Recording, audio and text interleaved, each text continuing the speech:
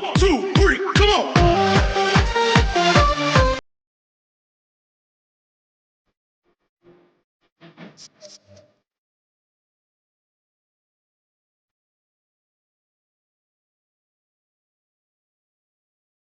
Hello mga butiki! It's me, Emerson Macwa, and welcome back to my YouTube channel! Yay!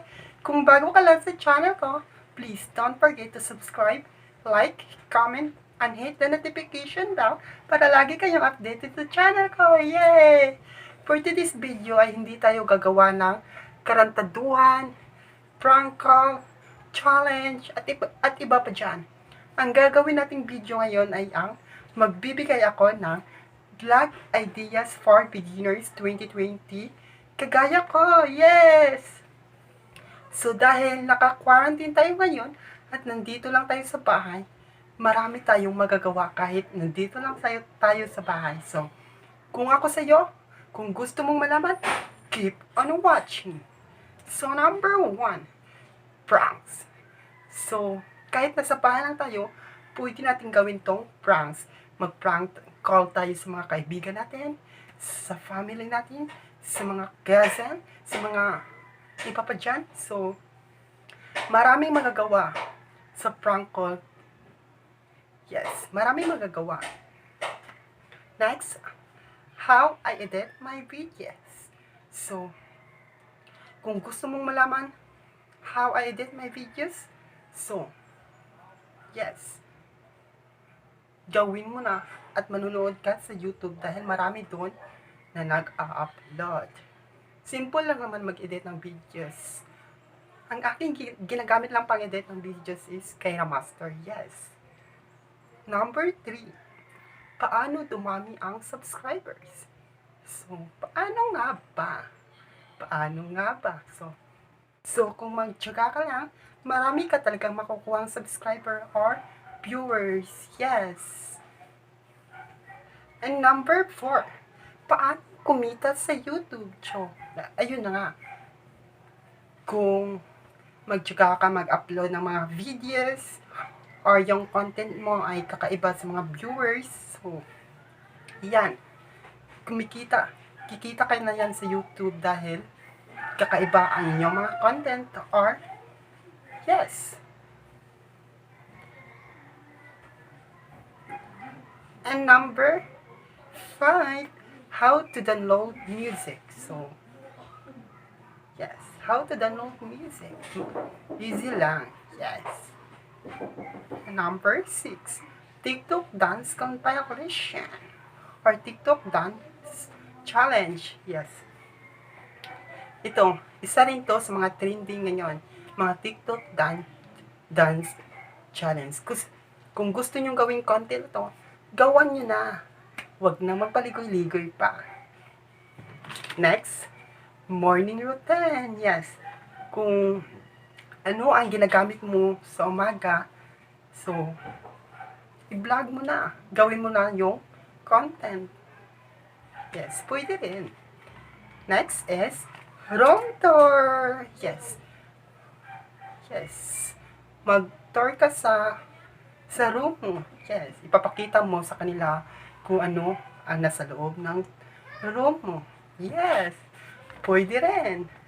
Next is, what's on your phone? So, kung Android lang ang phone mo, or iPhone, so, pwede rin. Pwede mo na rin gawing content yan kung ano ang nasa loob ng phone mo. Yes. Pwede rin. Next is, outfit ideas. Yes, kung mahilig ka sa outfit ideas, pwede mo rin yung gawing content or vlogs para sa channel mo. Yes! Next is reacting to my childhood picture or reacting to reacting to your childhood pictures. So, kung gusto nyong gawin na magre-react kayo sa mga old pictures nyo at hanggang ngayon. So, kung gusto nyo, gawan nyo na. Yes! Bongga rin yun. Maraming manonood yun. Doon, isa na ako dyan. Next is Pabubuhan Challenge. Yes. Itong Pabubuhan Challenge ay napakaganda. Sobra kahit nasa bahay lang tayo dahil naka-quarantine tayo, hindi tayo pwedeng lumabas. Yes. Pwede natin itong gawin ng nasa bahay lang tayo. Pabubuhan Challenge. Yes. Next is Story Vlogs. Kung mahilig ka sa mga story, so gawan nyo na ng content at huwag na magpaligoy-ligoy pa. Gawan mo na. Yes. Next is how to remove copyright claim. Yes. Maraming ano ba yun?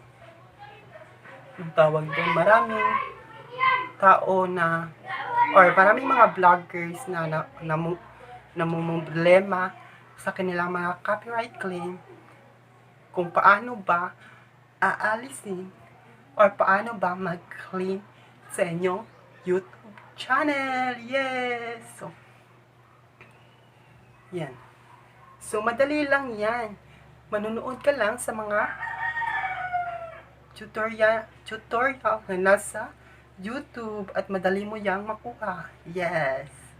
So, yun lang ang mga vlog ideas for beginners in 2020 dahil 2020, yes, kagaya ko. Yes. Hindi pa ako expert sa mga ganyang bagay dahil nagsisimula pa lang ako sa YouTube, kagaya nyo, small YouTuber din ako, so, binibigay ko to,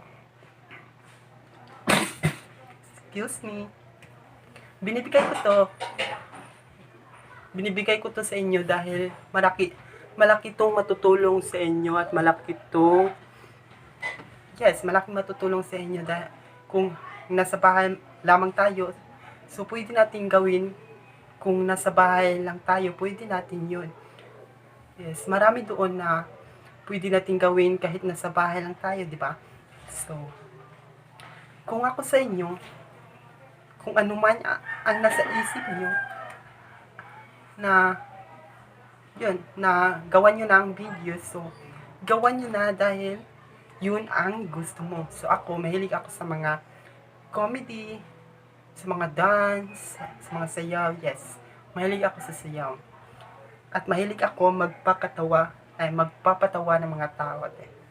Dahil sanay na ako. Yes, kung gusto rin kayo, kung mahilig kayo sa sayaw, kanta, comedy, or gitara, or pagbabasa ng mga libro, or online seller, or yes, ganyan, at iba pa.